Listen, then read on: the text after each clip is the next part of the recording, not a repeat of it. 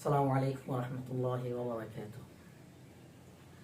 প্রিয় মদিনা বহুদূর, জানা সবারই জরুর। প্রিয় মদিনা বহুদূর, জানা সবারই জরুর। মদিনার নামটি কেন, মদিনার নামটি কেন এত সুমধুর।